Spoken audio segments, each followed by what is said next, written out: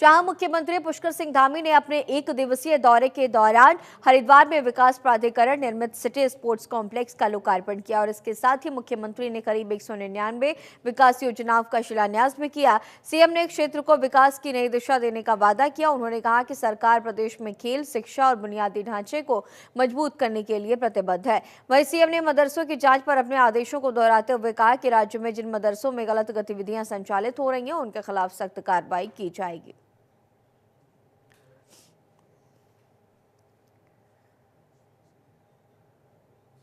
199 विकास परियोजनाओं का शिलान्यास, लोकार्पण किया गया। आधुनिक खेल परिसर का उद्घाटन किया गया। तस्वीरें भी आपकी टीवी स्क्रीन पर, जहां पर सीएम धामी पहुंचे हैं। हरिद्वार को उन्होंने बड़ी सौगात सौंपी है।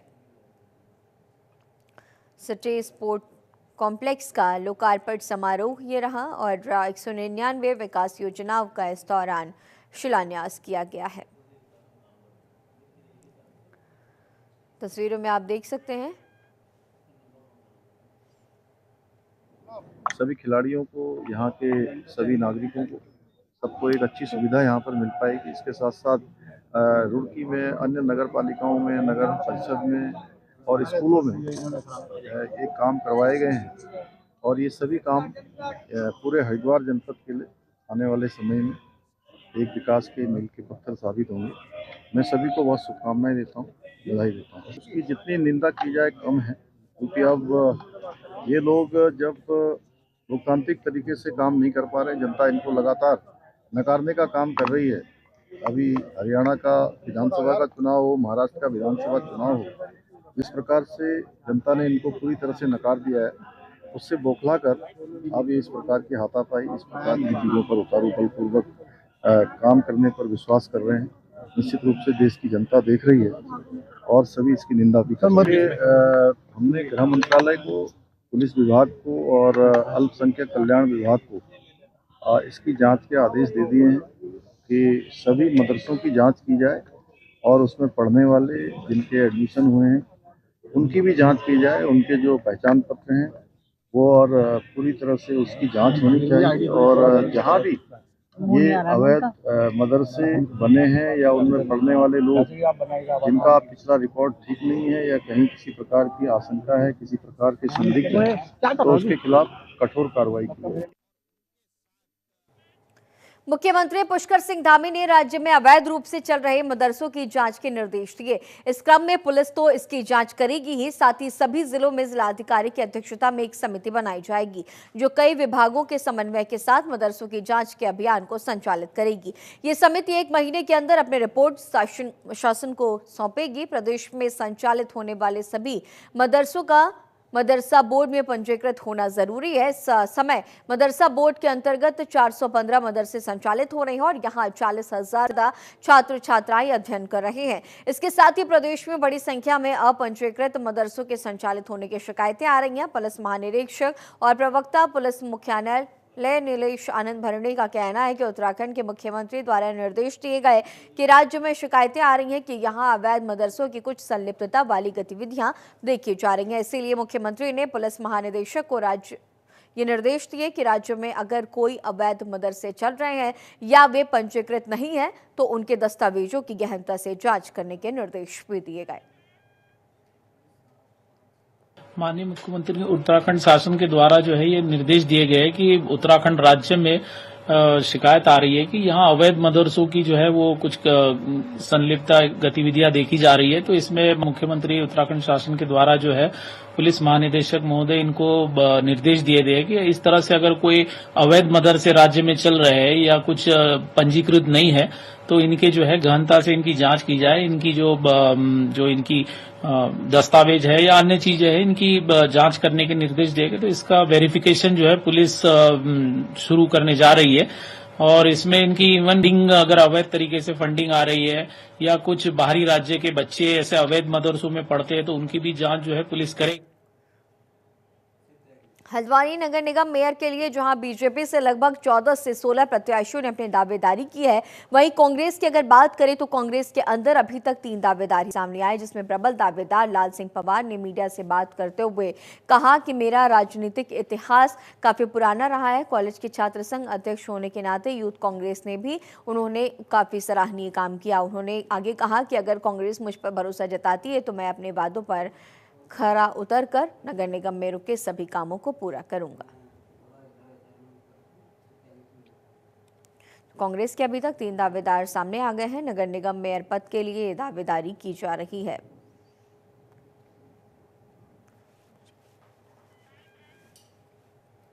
देखिए, पहले जब नगर निगम के सभी लोग दावेदारी कर रहे थे उस समय पर मेरी कोई ऐसी इच्छा लग नहीं रहा था कि मैं प्रयास करूंगा मैं। पर जैसे ही जब ओबीसी सीट आई तो सभी मेरे सीनियरों ने और सभी जो अपने समर्थक और साथ में भाई लोग और जितनी भी माताएं हमारी थी, उन्होंने सबने कहा कि जब मौका मिला है और आप हमें लगता है कि आप अच्छे निकल कर बाहर आएंगे तो आप प्रयास कीजिए। तो उसके बाद फिर मैंने सभी अपने सीनियर्स के सामने, अपने पार्टी के नेताओं के सामने अपनी दावेदारी रखी और सभी ने मुझे कहा कि ठीक है, हमारे पास एक आप अच्छा चेहरा हो, आप लगे रहते हो, काफी वर्षों से आपने भी संघर्ष किया है और कार्यकर्ता के रूप में आपने संघर्ष किया है, तो एक सामान्य कार्यकर्ता को भी मौका मिल सकता है, आप प्रयास कीजिए। बाकी जब पार्टी डिसाइड करेगी, हाईकमांड डिसाइड करेंगे, उसके आधार पर सबने कहा कि तय करेंगे, तो मैंने भी उसमें सहमति दिखाई है अपनी। देखिए, पहले जब नगर निगम के सभी लोग दावेदारी कर रहे थे उस समय पर मेरी कोई ऐसी इच्छा लग नहीं रहा था कि मैं प्रयास करूंगा मैं। पर जैसे ही जब ओबीसी सीट आई तो सभी मेरे सीनियरों ने और सभी जो अपने समर्थक और साथ में भाई लोग और जितनी भी माताएं हमारी थी, उन्होंने सबने कहा कि जब मौका मिला है और आप हमें लगता है कि आप अच्छे निकल कर बाहर आएंगे तो आप प्रयास कीजिए। तो उसके बाद फिर मैंने सभी अपने सीनियर्स के सामने, अपने पार्टी के नेताओं के सामने अपनी दावेदारी रखी और सभी ने मुझे कहा कि ठीक है, हमारे पास एक आप अच्छा चेहरा हो, आप लगे रहते हो, काफी वर्षों से आपने भी संघर्ष किया है और एक सामान्य कार्यकर्ता के रूप में आपने संघर्ष किया है, तो एक सामान्य कार्यकर्ता को भी मौका मिल सकता है, आप प्रयास कीजिए। बाकी जब पार्टी डिसाइड करेगी, हाईकमांड डिसाइड करेंगे, उसके आधार पर सबने कहा कि तय करेंगे, तो मैंने भी उसमें सहमति। और हल्द्वानी में बीजेपी कार्यालय में बीजेपी के 3 पर्यवेक्षकों ने पार्टी के 3 मंडलों के 29 वार्डों के पार्षद पद के दावेदारों के आवेदन पत्रों की जांच की और उनका पक्ष जाना। पर्यवेक्षकों की मौजूदगी के चलते पार्टी के संभाग कार्यालय में गहमागहमी रही। केदार जोशी, गौरव पांडे और राजेश कुमार पर्यवेक्षक के रूप में पार्टी कार्यालय पहुंचे। उन्होंने मुखानी, बिठौरिया, लामाचौड़ और काठगोदाम मंडल में शामिल 29 वार्डों में पार्षद पद के लिए दावेदारी करने वाले नेताओं के आवेदन पत्रों की जाँच कराई शुमारी की। टीम का नेतृत्व कर रहे केदार जोशी ने बताया कि 2 दिनों तक नगर निगम क्षेत्र के पार्षदों के दावेदारों के नाम पर चर्चा की जाएगी। उसके अगले दिन मेयर के दावेदारों के नाम पर चर्चा होगी। उसके बाद 3 नामों का पैनल बनाकर प्रदेश हाईकमान को भेजा जाएगा। पर्यवेक्षक जोशी ने यह भी कहा कि बीजेपी के दरवाजे सभी के लिए खुले हुए हैं।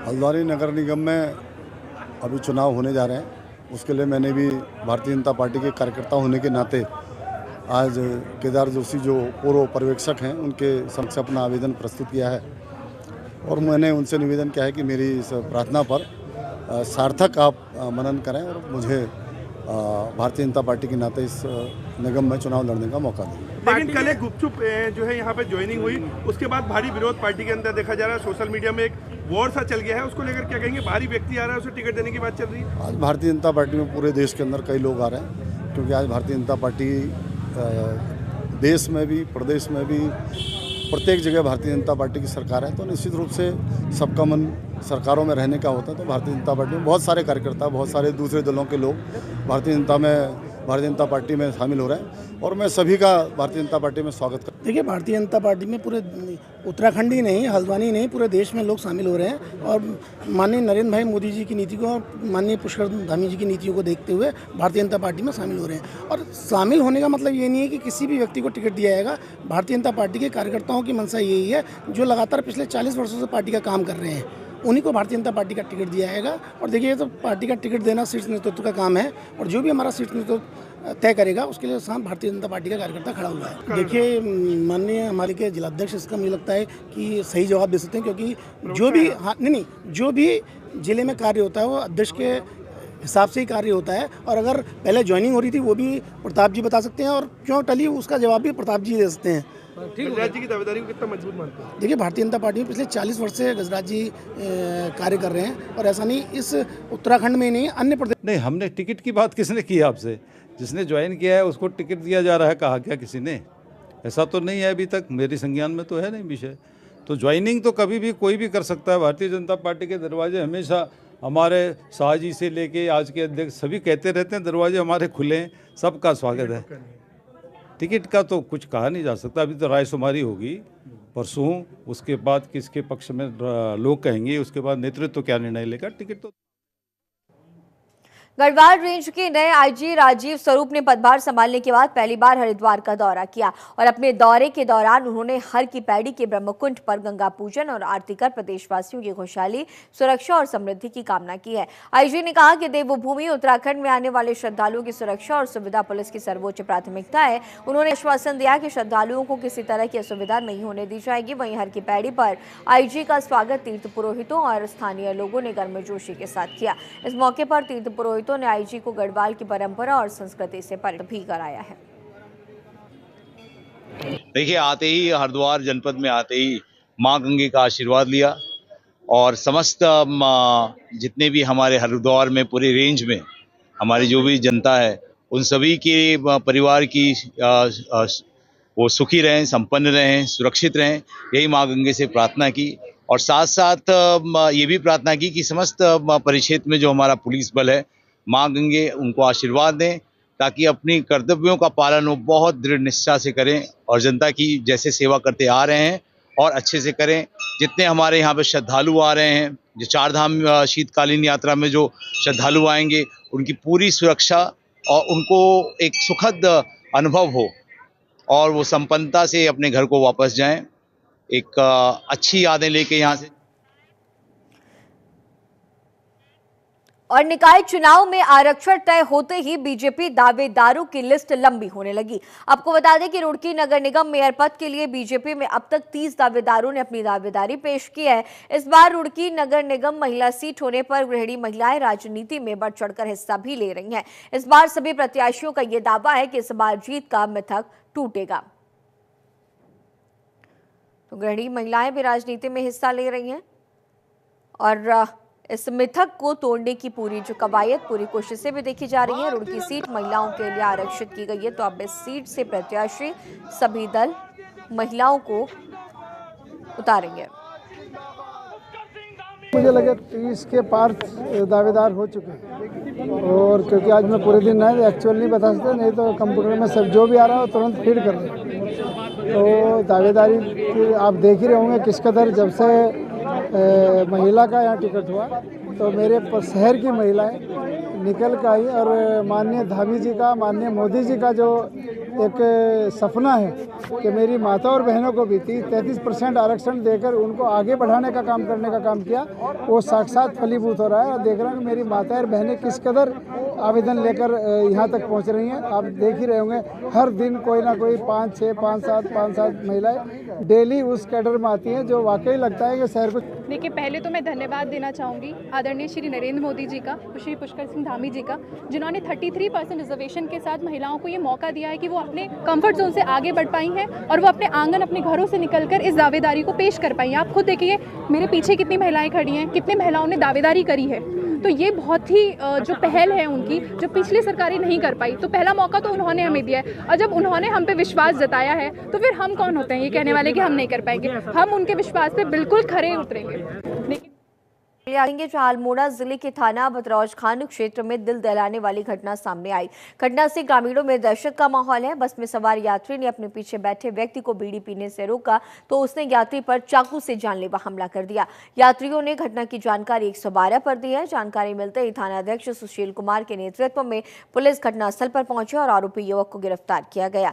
पुलिस ने आरोपी के पास से चाकू बरामद कर लिया है। घायल यात्री दिनेश चंद्र को प्राथमिक स्वास्थ्य केंद्र पहुंचाया गया, जहां डॉक्टरों ने यात्री का प्राथमिक इलाज करके उसे छुट्टी दे दी है। तो पुलिस ने इस पूरे मामले पर मुकदमा दर्ज करके इस आरोपी को जेल भेज दिया है। बस में यात्री पर चाकू से जानलेवा हमला किया गया।